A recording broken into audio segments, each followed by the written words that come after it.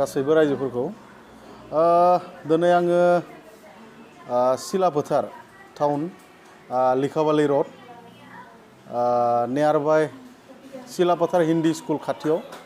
मोनसे interior exterior आरो flooring आरो किचेननि मडेलार किचेन बेनि उनाव दरजा माने UVPC नि दरजा बेफोरनि माने मोनसे श'रुम खुलिदों डिलारशिप बियो मोनसे धेमाजि डिस्ट्रिक्टनि डिलारशिप बेयाव न' साजायनो आरो डेक'रेसन न'नि डेक'रेसन खालामनो मोनफ्रोमबो बुस्थु मोनगोन आरो उइथ माने बेयाव जों जुदि गावनो रोङा होनबा जों माने गावनो थांनानै जों साजायना हैगोन रुमखौ आरो सोरबाफोर जुदि साब डिलार लानो गोसो दंबा बे बुस्थुफोरनि बा बे मुवाफोरनि जुदि साब डिलार जुदि लायोबा जों होनो हायो आरो जों प्रभाइड खालामनो हायो जों साब डिलारबो होगोन आरो बेनिनो माने मोनसे सुबिदा आरो जोंनिनो मिस्ट्रि थागोन जोंनिनो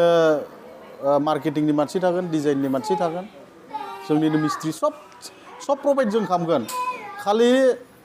रायजोफोरा बा कास्टमारा फैनानै जास्ट जोंनो बेयाव फैनांगौ रायलायफैनांगौ मा क्वालिटिखौ लागोन मा डिजाइनखौ लागोन जास्ट बुंनांगौल' रेट डिसकास जानांगौ बिनि न'आव थांनानै जोङो लागायना हैगोन आरो माने जोङोथ' साख्रि अबाव मोननो बयबो नङा जानो जिहेतु साख्रिनि खिथु खारै खारै बहुद मानसियानो दिनै माने मोनाखै नङा होमबा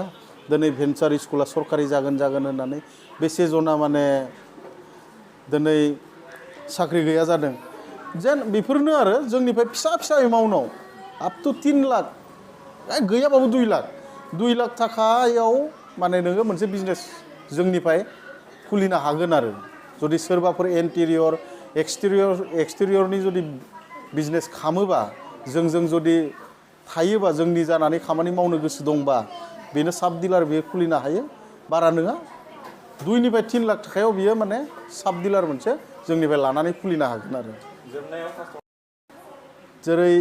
जोंनाव मोनसेनिफ्राय मोनसे माने मोजां साबसिन हामसिन माने न'नि रुमाव सिङाव जिथुनिखि देलायनाय माने डिजाइन आरो बाहेरनिबो जिथुनिखि डिजाइन सिलिंनि डिजाइन दरजानि डिजाइन जोंनाव मोनसेनिफ्राय माने मोनसेसिम मोजां माने मोनगोन आरो जोंनाव आरो माने सिमांनि जिथुनिखि न' मानसिया बुङोना हारसायाव मोनसे खोथा बुङो हपुनर घर बे हपुनर घरखौ माने जोंनिफ्राय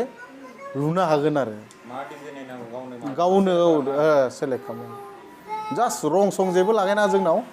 प्लास्टार खालामनांगौ आरो जोंखौ लिंहरनांगौ